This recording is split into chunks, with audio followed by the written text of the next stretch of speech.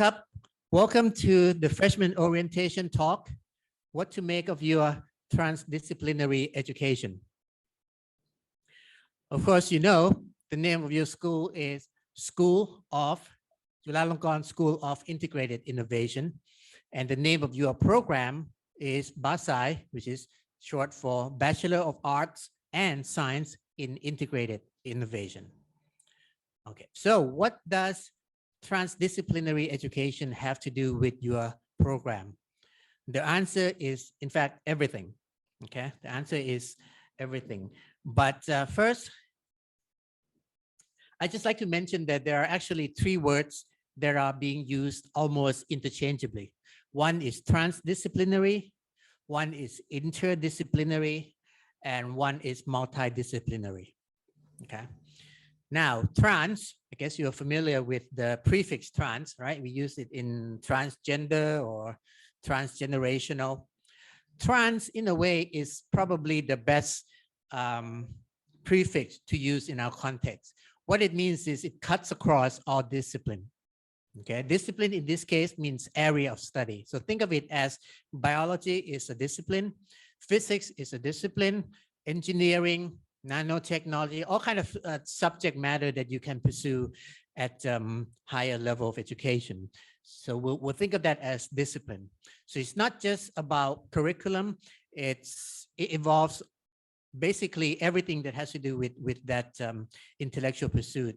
So teaching, also research and development, also, you know, trying to turn into application area. All this is under the rubric of academic discipline. Okay, so Jula, as with I guess practically every university in Thailand, is organized around faculty.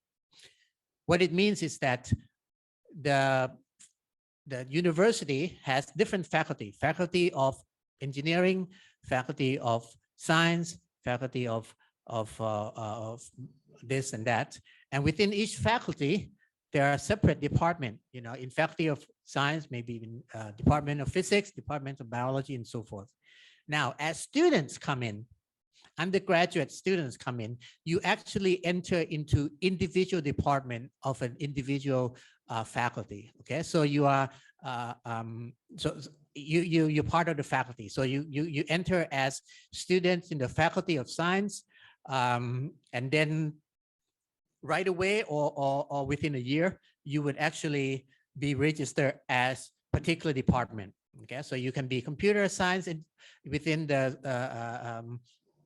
faculty of science. You can be an environmental science student within the faculty of science. Okay, that is actually not the universal way of organizing education. Okay, in fact, the way Thailand used to be, and in a lot of universities, such as many universities in United States, the faculty is an organization of the faculty, meaning the faculty members, and also graduate students. But it's not the organization of undergraduate students. So what I mean is this: you walk into a university, there's like a faculty of science, faculty of engineering, faculty of economics, faculty of philosophy, right? And then you would have faculties, meaning teachers, professor, new professor, adjunct professor, associate professor, postdoctorate student, graduate student, PhD students. All of these people are part of that faculty. But you, as an undergraduate, you actually belong to the school. Okay? So you register as a university student. And then it's only by choosing your concentration do you actually become, you know, a physics major. Okay, for example. Okay, so if you're a physics major, what it means is that you take general education from all kinds of faculties everywhere, from various departments, but around your second, third year, and especially your third and your fourth year, you start to take specialization course in just, say, physics. Okay, and if you've got enough courses in the core physics education, then you would be registered, or you would graduate as a Bachelor of Art or Bachelor of Science students in physics. Okay, something like that. Okay, but you don't come in as a physics student. So that's actually how it is in a lot of the world. Now, so let's talk about BAScii, or let's talk about Sci. Sci is created, as you have heard from Professor Warsak, as a sort of like a speedboat model vis-a-vis Chulalongkorn University. And it's going to be organized around this general liberal arts concept. So that means that you are here as part of the school, okay? But you're not here as part of biology. You're not here as part of physics. You're not here as part of engineering, okay? So it's more integrated education in that sense. So in that context, what does transdisciplinary means? It means when you want to, let's say, I'll give you first, I'll start with an example of my own personal experience. When I went to my university, I was an undergraduate. I was registered as an undergraduate. I knew I liked physics, right? But I actually didn't declare my major as physics. And I came very close to declaring 3 majors: physics, economics, and philosophy. I happened to like those subjects at the time. But eventually, I settled down on 2 majors: physics and economics as my undergraduate. What it meant is that I studied all the core courses and some electives in physics, and I also study core courses and electives in economics. That is an example of multidisciplinary education, meaning because I was free to actually have more than one concentration. Okay, so I study physics because, well, for my own reason, I like physics. My own reason as well, I also like economics. So I double major in those. So that's multidisciplinary, meaning more than one discipline. That's what multi means. Okay. Now, that is my own choice. I choose to focus on physics and economics. But not from my perspective, from the perspective of the discipline, the study itself, from the discipline of research topic, from the discipline of application, from the from the perspective of application, from the perspective of research, development, and so forth. The better word to use would be either interdisciplinary or transdisciplinary. Okay. Interdisciplinary, inter means in between, okay? International means between nations, okay? What it means is you're not focused on individual nation. You only focus on the phenomena that arises when 2 or more nations get together to do something. They can get together peacefully, or they can get together and fight in a war, okay? But that's international, between nation. Many areas is one of those. It falls right in the middle of 2 areas. So you can think of, let's say, economics and anthropology. Okay, they're very closely related discipline, but there's some topic that involve both. Okay, and in a way, it becomes a field of its own in the middle. So you can think of interdisciplinary as a new field that kind of like arises in the middle, like a hybrid.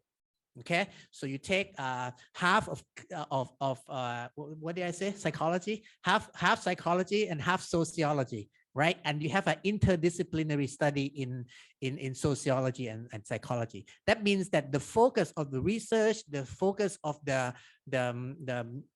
curriculum kind of falls in between. With BAScii, it's more like transdisciplinary, because we actually don't have in mind, that for BAScii student, it's 50% engineering and 50% performing art. It's not 30% physics, 30% psychology, and 40% economics. So we don't actually have a particular core discipline as an anchor point, in which case your education program is kind of like a combination and somewhere in the middle. Okay, so BAScii is about transdisciplinary education. What it means is that you have the freedom to cut across, and that's the difference between those 3 words, right? Multi means more than one, inter means in between, trans means cut across. And that's the most important thing I want to be the message for you today. Okay. And the rest I can sort of like put it down to like marketing and telling you why it's so good, why transdisciplinary is the way of the future. But the key message today is that your program is designed to be transdisciplinary education. It cuts across. Cuts across what? That depends on you. Okay, and that's why you are actually in spirit similar to what I went through when I was an undergraduate, but that's not quite true. When I was an undergraduate, I was a multidisciplinary student. I studied physics, I studied economics.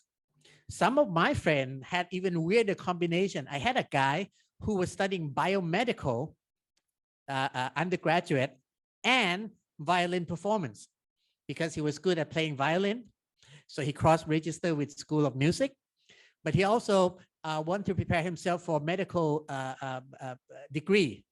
So his combination was biomed and violin performance. That's multidisciplinary.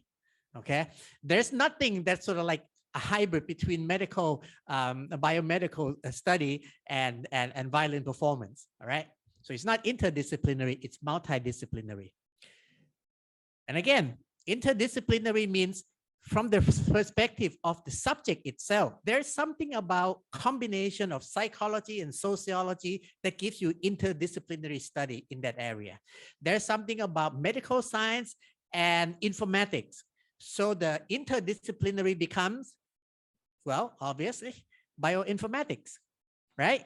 That sort of thing. So that's kind of interdisciplinary. You can think of interdisciplinary education as sort of like pre-packaged combination. Think of it that way, okay? It's a combination that has already been forged, okay? There's already a combination between biology and informatics, and that is bioinformatics. Bioinformatics is an interdisciplinary study.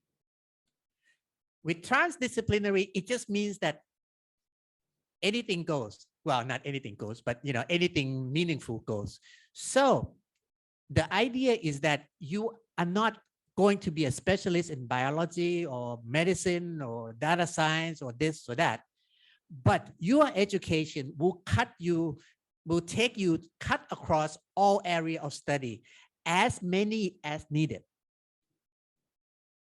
Okay, so some of you may end up going deep diving into robotics and maybe a little bit of linguistics. And that would be enough to form the basis of your study in integrated innovation. Some of you may actually have to combine biology with informatics, so that's bioinformatics, and then combine it with a little bit of Internet of Things, because you're actually interested in health science solution that leverage the IoT technologies for bioinformatics application. So first thing is, you need to know this. Okay, need to know this. You shouldn't come to BAScii blind. And in a way, to be honest with you, the way I organize this talk is meant not just for you, it's for your parents as well, to understand that, you know, what they're paying for, what you're getting into. So anyway, so those are three different words: transdisciplinary, interdisciplinary, and multidisciplinary. They're all valid, and BAScii is a bit of all three, but mostly the focus is on the concept of transdisciplinary. Cuts across. It's not prepackaged. It's not prepackaged. Okay, it's really very individual in a sense. Okay. Now, so let's bring that back to BAScii. How is transdisciplinary education the core of BAScii? Well, we have to look at BAScii's philosophy of education. Okay. Now, at core belief, this is sort of like my paraphrasing Professor Warasak, but in a way, I kind of like put it down as two core beliefs that underlines your BAScii education. One, okay, well, it's in the name. All these are in the name, actually. Bachelor of Art and Science. The fact that you're not studying arts, you're not studying science, you're studying within the universe of art and science. This comes from what's called liberal arts tradition. Okay, liberal arts in this case doesn't mean just art. It also, I went to liberal arts school. I studied physics. Okay. In fact, in Thailand, used to be like that. สอนศาสตร์ คณะอักษรศาสตร์ liberal arts used to be the one that taught you physics. Okay. Anyway, so liberal arts means that the tradition is for you to be a complete educated adult. You don't just know science, you just don't know art, you know the interplay between arts and science. Okay? And the idea is that with liberal arts education, you have what's called an evergreen career. Now, you will hear a lot from your parents and maybe from the media that the education program in Thailand is not good. It has to be realigned with the industry. Those is called feeder model. In other words, the purpose of a university is to produce somebody who graduates in year 4, ready to work immediately the next day. Okay? That's called feeder model of education. In fact, some of that is good. But I can tell you from experience, again, I was first senior vice president of quantitative models and enterprise analytics at Siam Commercial Bank. I recruited all kinds of people. Those who came to me ready to work, basically I was working on data science project. Those who came to me ready to work as a data scientist on day 1, they were really appreciated. They were well trained from the university. They knew Python. They know how to, get data from Kaggle and whatnot. And I really appreciated them. But they maxed out at year 2. I used them a lot because it was very efficient, very cheap, because after all, they were incoming students, right? So I didn't have to pay them very highly. But I never promoted them. So students who came from feeder university, I welcomed them and I used them, but I never promoted them because they lacked the critical strategic thinking. On the other hand, there are some of those who came from something more akin to what I call liberal arts education. So maybe they major in applied mathematics, but they didn't know how to program. Okay. It took them like half a year to pick up a new programming language or something like that. And, so they were totally useless to me in 6 months. Okay. I had to spend a lot of time, providing them with training session and coaching and whatnot. But after a year or 2, these were the guys who became my right-hand man and eventually could replace me. Okay. So these were the guys who were not from the feeder program. They were not ready to work on day 1. They were completely useless. I use both. I use both feeder students who are ready to work on day 1 with all the skills and technical proficiency, but no awareness of what they were doing.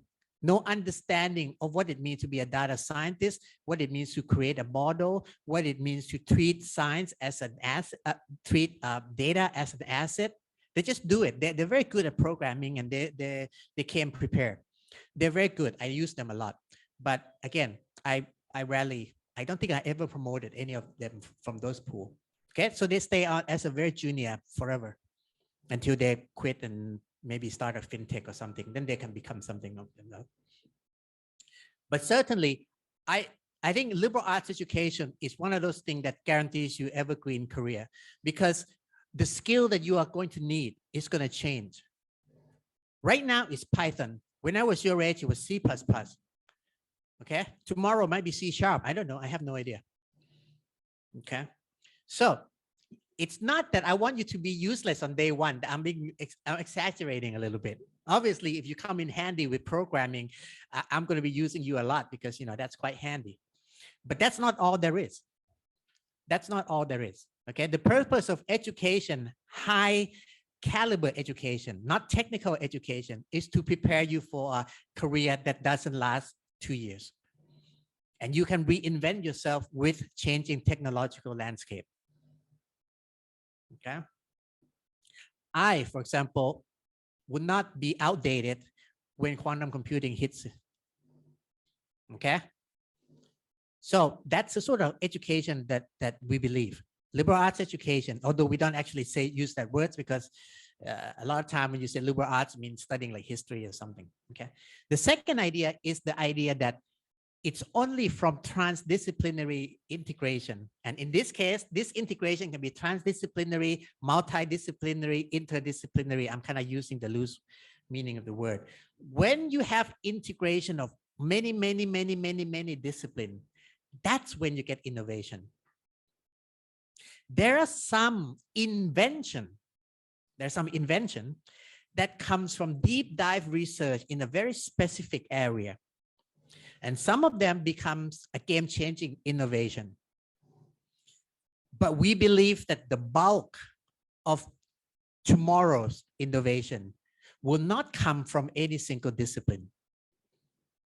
It will come from an integration of multiple disciplines, multiple perspectives.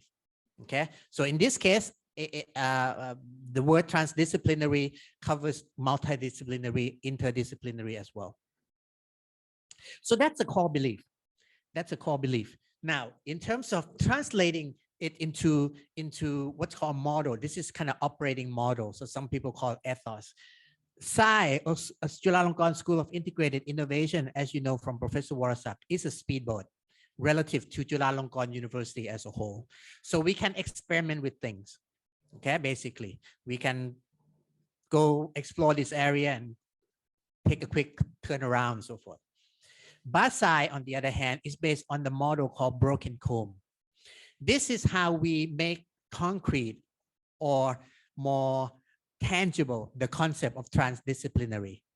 When your education cuts across multiple fields, what should end up in appearance at the end of your 4 year is that you are deeply knowledgeable in more than one area.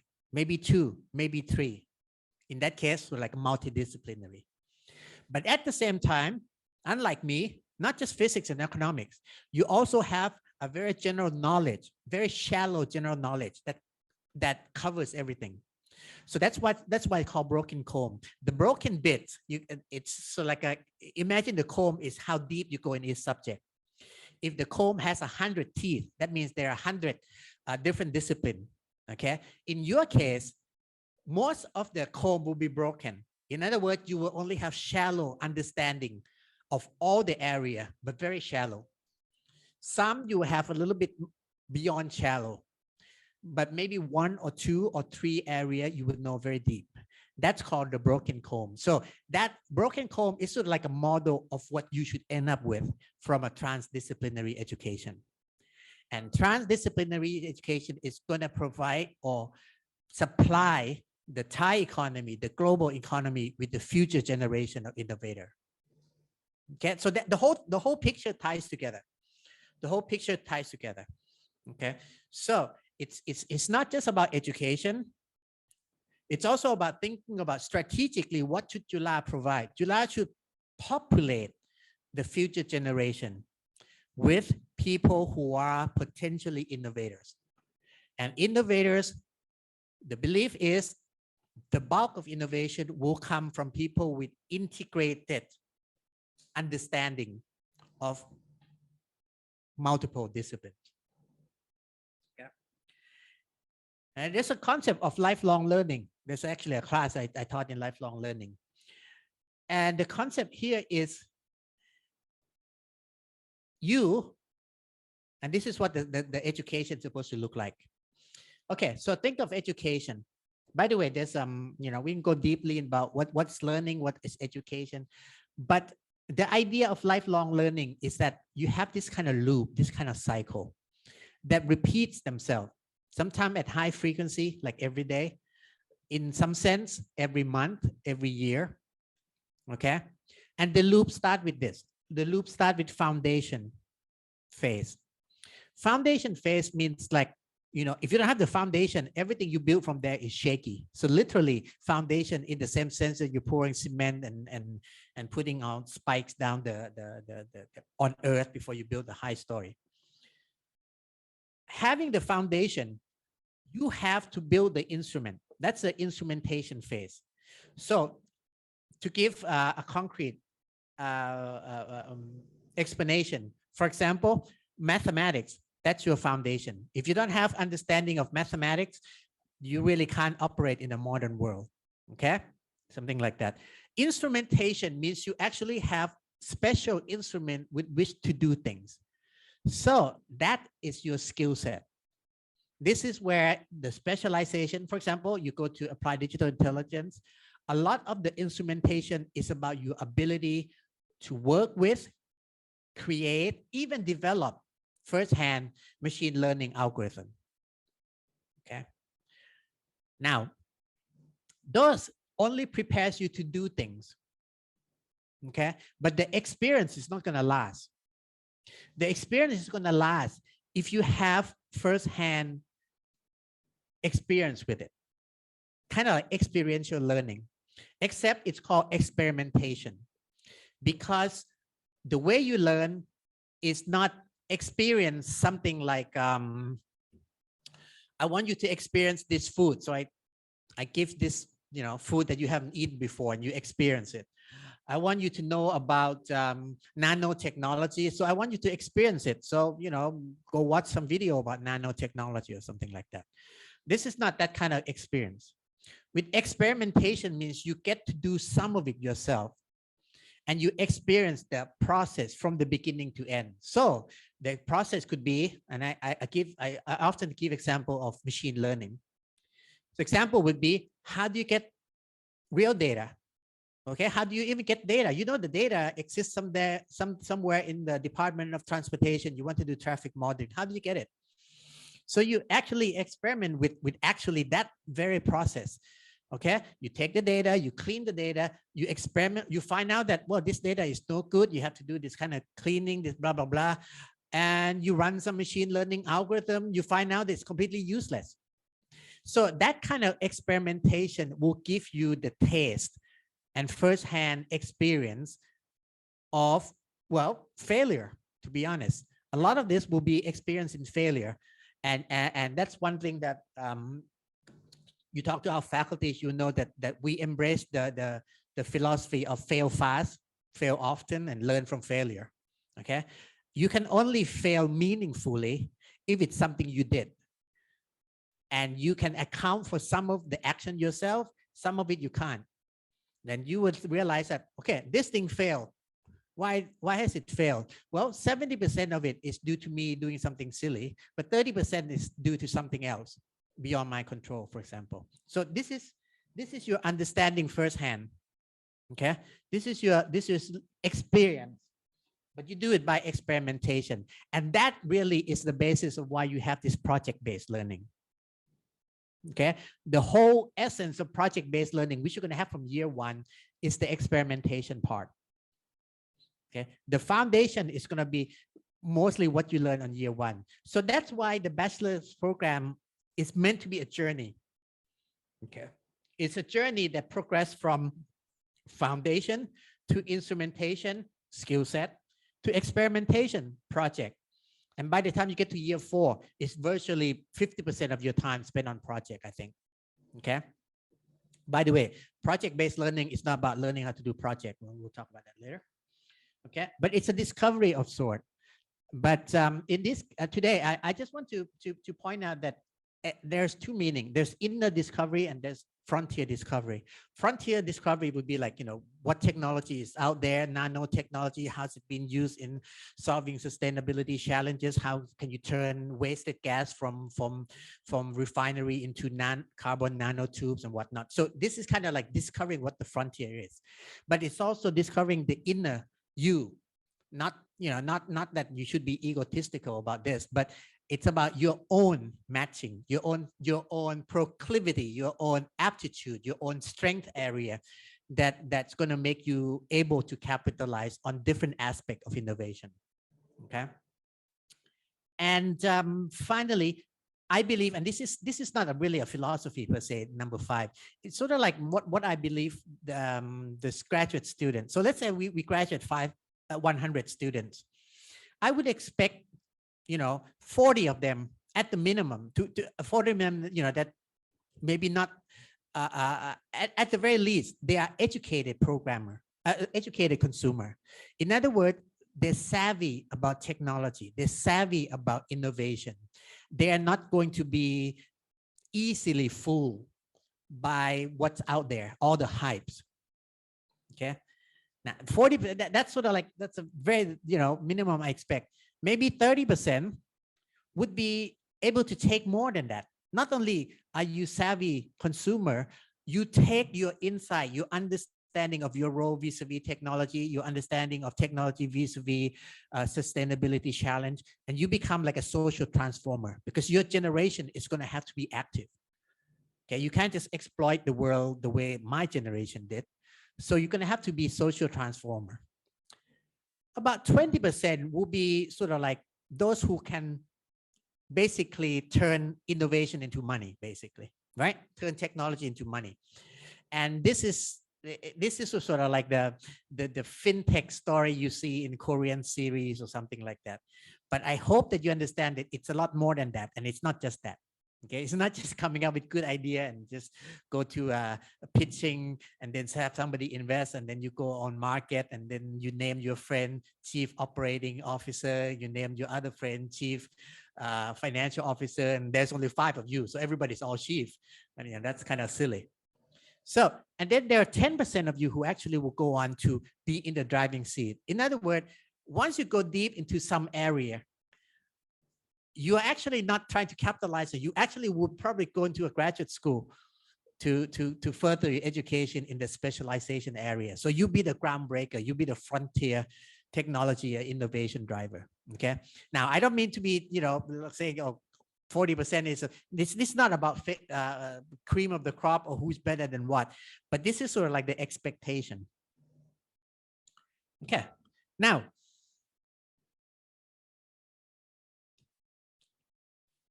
okay, I'm just gonna spend a little bit of myth busting, and maybe the students from the pre-course, we talk about it a little bit already.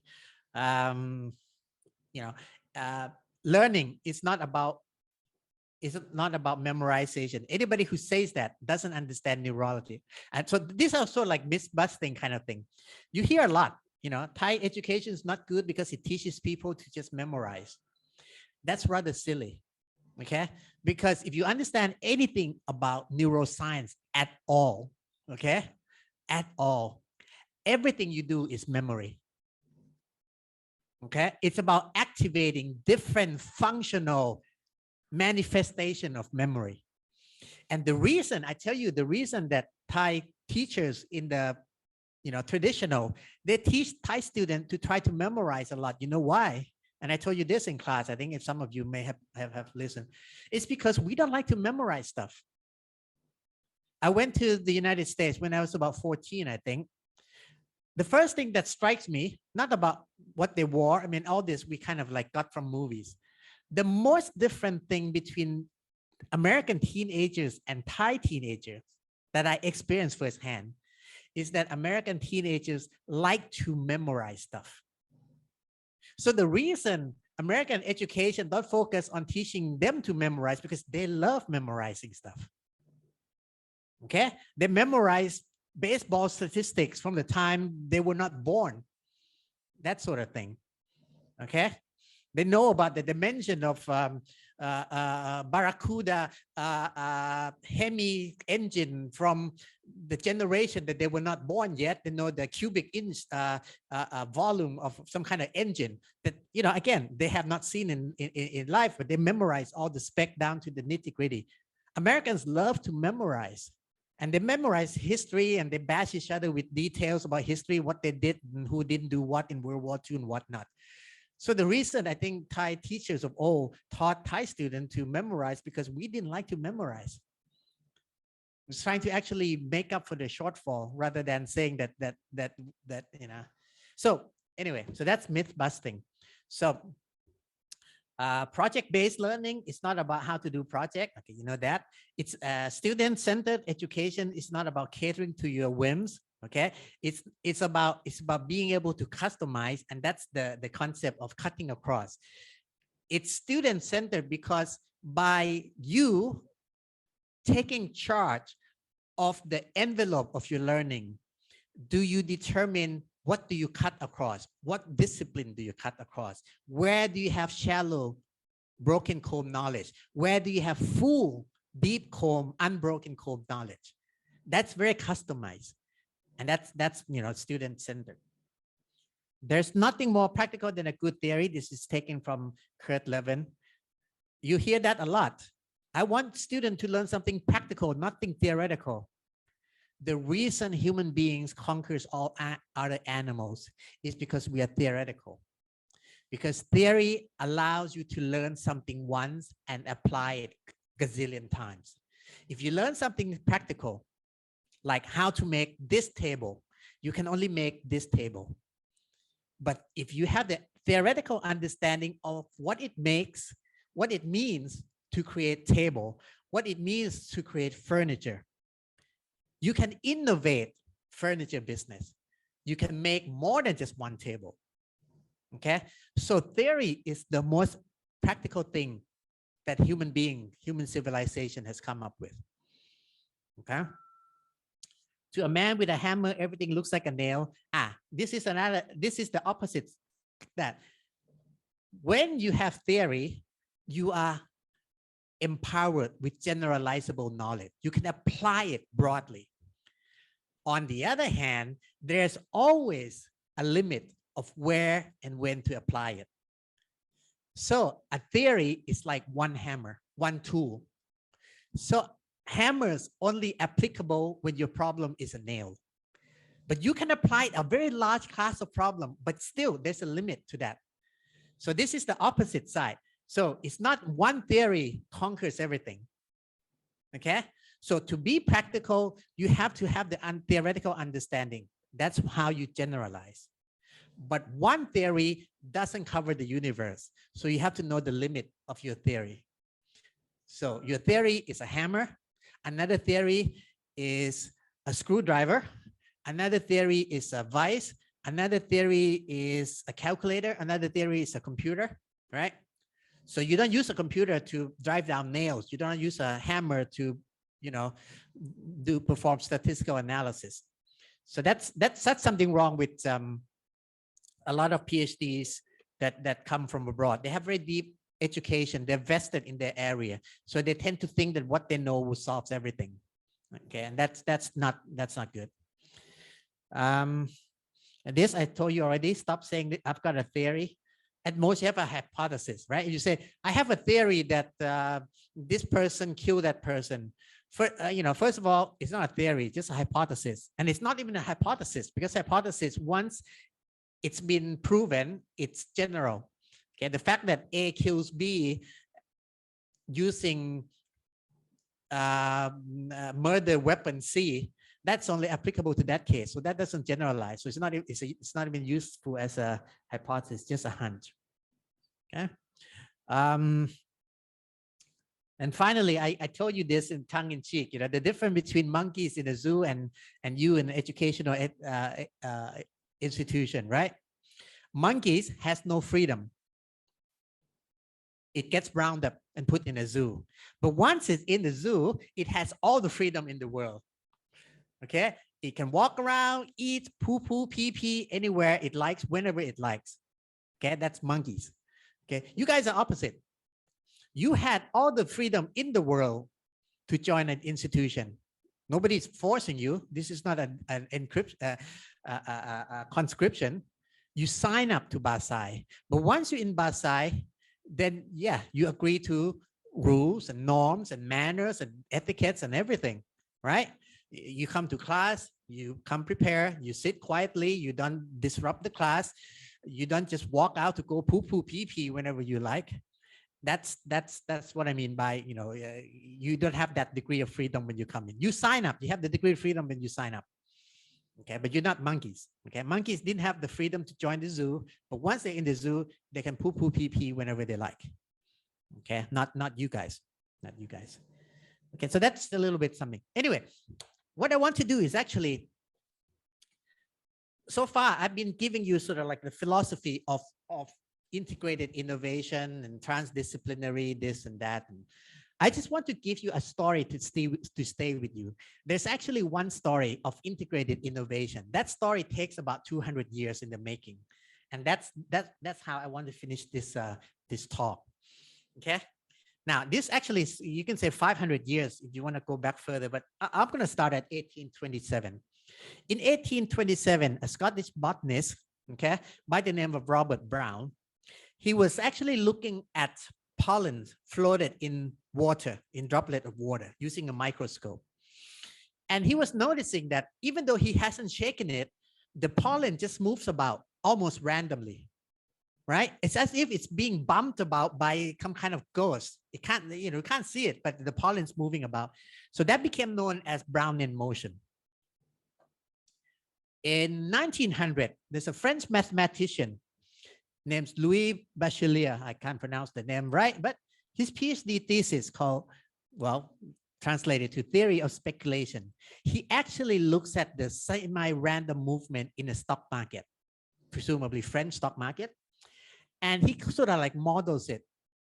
Not quite completely random, but not governed by rules. So it's kind of like a stochastic process. So it has a certain rhyme and reason, okay? But in a way, it's largely random. It looks like Brownian motion. So basically, the notion of stochastic process in the same vein as Brownian motion was born. Yeah. Actually, Brownian motion was observed many places. But this case, it was, you can say this is the first time it was observed in connection with financial market. So that's 1827, 1900. So let's keep moving. By the way, this is what it looks like. Okay, so he looks at the microscope, and it's doing all kind of wiggles. Anyway, 1905, a Swiss patent clerk by the name of Albert Einstein, he published an article called "On the Movement of Small Particles Suspended in a Stationary Liquid Demanded by the Molecular Kinetic Theory of Heat." Well, basically what he did was he solved the mystery of Brownian motion. The idea was that the Brownian motion, if you look to the right of this picture here, can think of motion of the red thing. The reason it's moving is because it's being hit about by invisible molecule. Now, remember, this was the time when molecular model of physics was still in the infancy. So that's what Einstein did in 1905. This was, by the way, the miraculous year. Special relativity also came that year. Okay, so this was Einstein's paper. You can download the English translation of it. Okay, 1920, American mathematician, and he actually was a bit of a philosopher, named Norbert Wiener. Norbert Wiener is better known today as a father of cybernetics. I don't know if you're familiar with this term. You hear about cyber crime, cyber this, cyber that. In a way, it's sort of like a popularized version of that came from this word. Okay, cyborg, all this derived from Norbert Wiener's work on cybernetics. But anyway, what he did was the paper called Average of an Analytical Functional and the Brownian Movement. Basically, he gave a mathematical description of how it is this Brownian motion evolved over time. Now, we talked about calculus, right, in the class. A calculus, I can say, if I have speed and time, I can predict the distance. Well, in this case, there's a degree of predictability and there's a degree of unpredictability. The unpredictability has to do with the fact that Brownian motion is not predictable. You cannot predict. But look at this. Look at where it's been. Look at where it goes. Look at its area of unpredictability. What is predictability? What is predictable in this picture is that variability or unpredictability is proportional to time. Okay. I would say something like the variance of the position grows linear in time. And that is due to Wiener. Okay. So it could be something that, I'm not sure where things are. I close my eye for 5 minutes. I'm not sure where it is. I'm close my eye for 10 minutes. I don't know. I'm not sure where it is. What Norbert Wiener did was that If you close your eye for 5 minutes, you're not sure where things are. If you close your eye for 10 minutes, the variability or the degree of uncertainty doubles, right? So you take your kid to a mall and you say, okay, just don't go anywhere. Just stay around here. You close your eye for 1 minute and you can be sure that the boy or the girl is running around and you're not quite sure where he or she will be. But if you close your eye for 10 minutes, you're even less sure.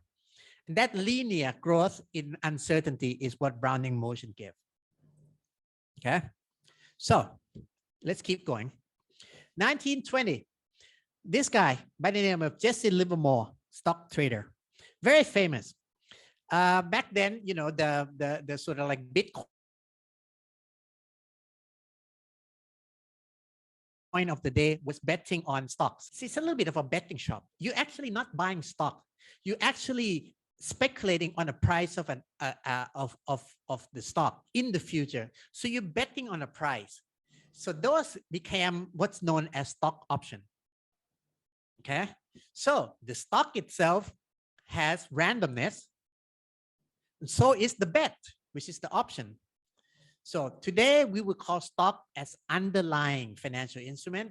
We'll call option as derivative instrument because it's derived from underlying. Okay. So this guy, well, anyway, this guy is not just one guy, there's a whole bunch of them. But this is where options became, very, very popular modern day option. By the way, I told you that this story could be 500 years in the making because in the 15th century, the Dutch were doing option betting on the price of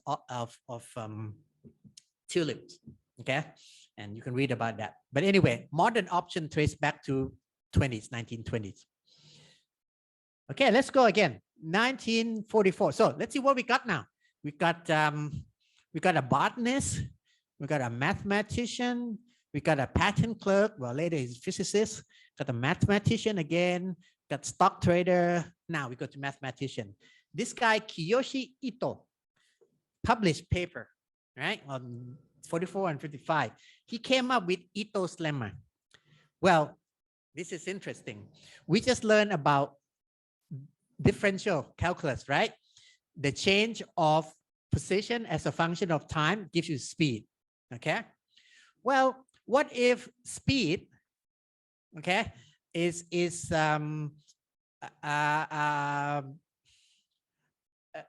also a function of something else, like the rate at which you apply gasoline. Okay. So there's a rate of change of position relative, not just to the speed position, not just to the speed, but also to the gasoline application. So this kind of like chain reasoning, okay? A causes B, or Y is a function of X, Z is a function of Y, W is a function of Z, and Q is a function of W.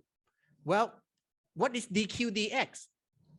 It's this kind of chain derivatives, kind of like chaining together rate of change.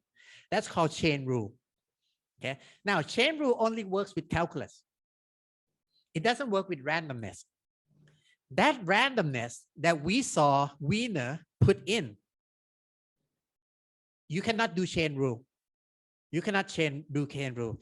It was only after this guy, Japanese guy, he actually derived a way to do a chain rule in randomness.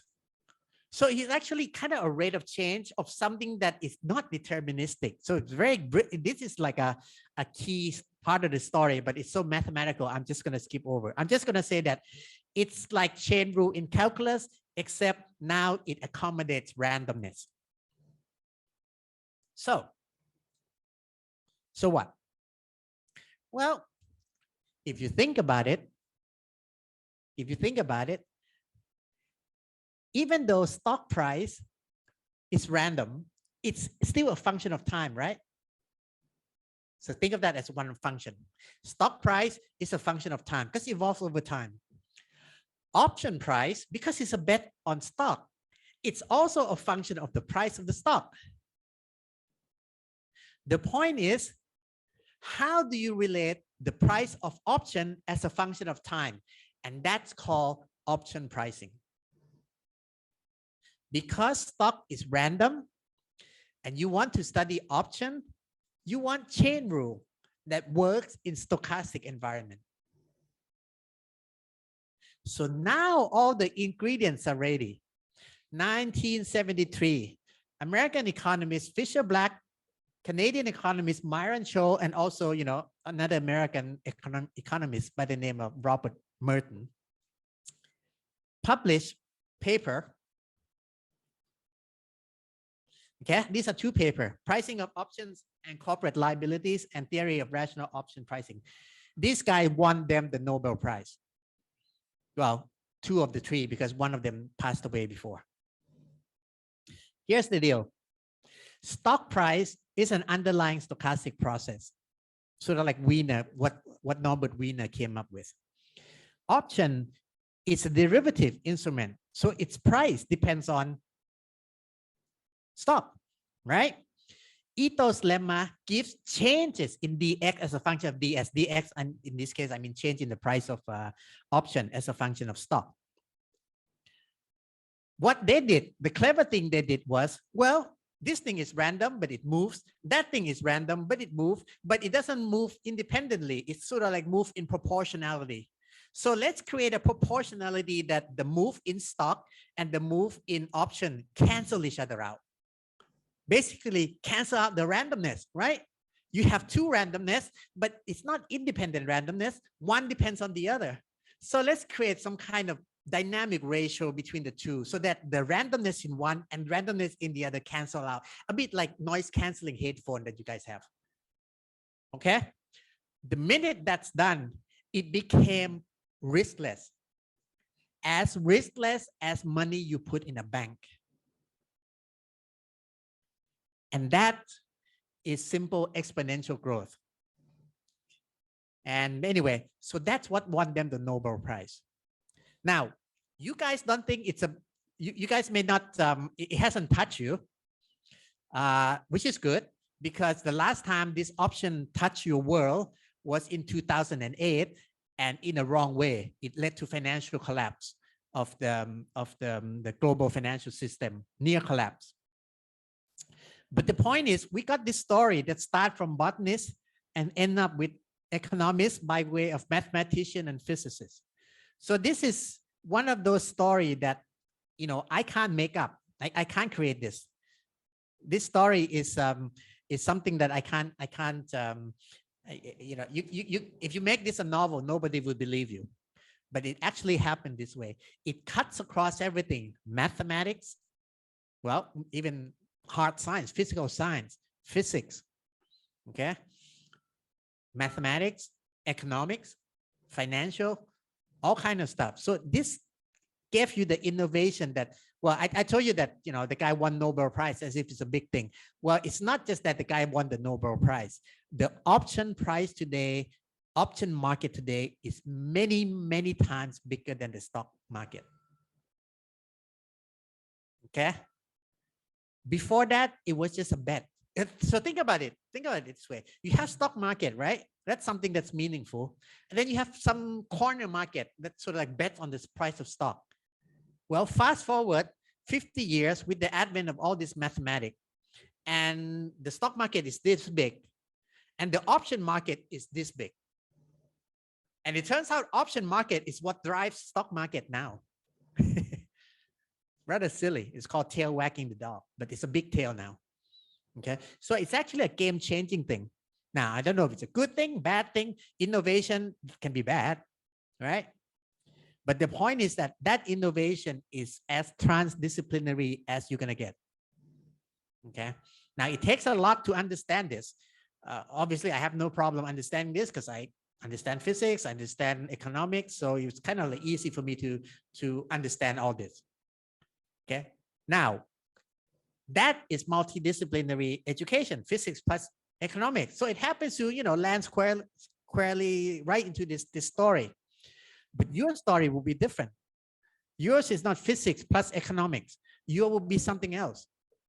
Okay, maybe nanotechnology, robotics, I don't know. Okay, but that's for you to define. So, okay, so all this, why mathematics, blah, blah, blah. I'm just going to skip. I'm just going to finish with these slides. Okay. There are actually four types of people when you face with life opportunity.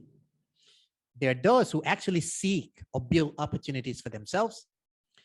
There are those who grasp or utilize opportunity when it comes their way. Then there are those who, opportunity comes knocking and they just forgo and miss. And the worst of all, there are those who actually destroy or maybe corrupt, make it worse. You take opportunity for something good and turn it something bad. I can tell you a story about Bitcoin that literally is the last case. But anyway, that's for another day. What depends to you is the 4-year here is up to you. 4-year is the watershed or springboard years of your life. Okay. I don't know if you know this thing called arrested development. Well, arrested development is actually a medical term for saying when something doesn't develop. But it's actually a good way of thinking about how human beings, as opposed to apes, develop. Apes develop very linearly, maybe exponentially. It just grows immediately from birth to adulthood. Whereas for us, we grow very fast in the first month or so, and then we sort of like taper off. We don't develop very fast until teenage years. That is what buys you time for education. You are actually at the end of your arrested development phase or teenage years, but you're still in a fresh learning year of your life. Okay. So there's reason why this is actually the most fertile, this is from evolution, from human evolution. This is the most fertile year of your life. And even though we have this thing called what's called neuroplasticity, your brain can learn for the rest of your life. I can tell you it's not optimal. I can learn new things, but not at the same rate as you can. Okay. And what's better than beneficial network? This is from network theory. This is sort of like you benefit a lot, not from people that you know closely, but people you know with some distance, because they spot different opportunities than you, and you can grow more.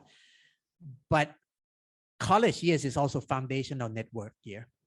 So use your friend, not use your friend, but think of your friend as the foundation network of your life. And finally, again, think of lifelong learning.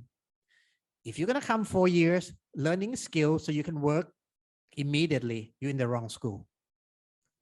If you're going to come 4 years and expect somebody to develop you in 6 months and promote you like I did with my staff, well, you're hoping for the best, because most people don't do that. It's up to you to actually train yourself. That 6 months that I train my staff, that I coach my staff, you should be able to do that yourself. So it's a self-coaching, lifelong learning. But lifelong learning is a skill. It's like a muscle memory. So if your muscle is used to passively taking on information, you're not going to be a lifelong learner.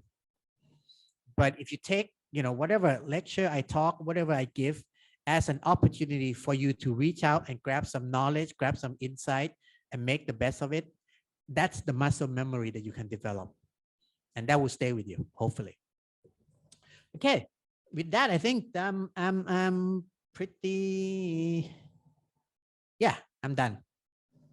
Okay, so hopefully you understand that transdisciplinary is the very essence of what we plan for you for the 4 years. Okay. You have to be able to justify, well, the tuition that you pay to your parents. Okay, not in terms of getting the skill set so you can work immediately, because those are the guys that, again, I would use them, but I would not promote them.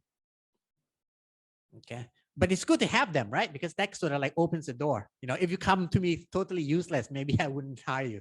So yeah, coming with ready to use skill set, that's handy. That's good. That's good. That wins you good favor. But your long-term prospect at growing professionally, personally, spiritually is your ability to learn. Okay? So make the best of your 4 years, and I hope I haven't spoken in vain. Okay. Good luck and wish you all the best. Okay, Kap?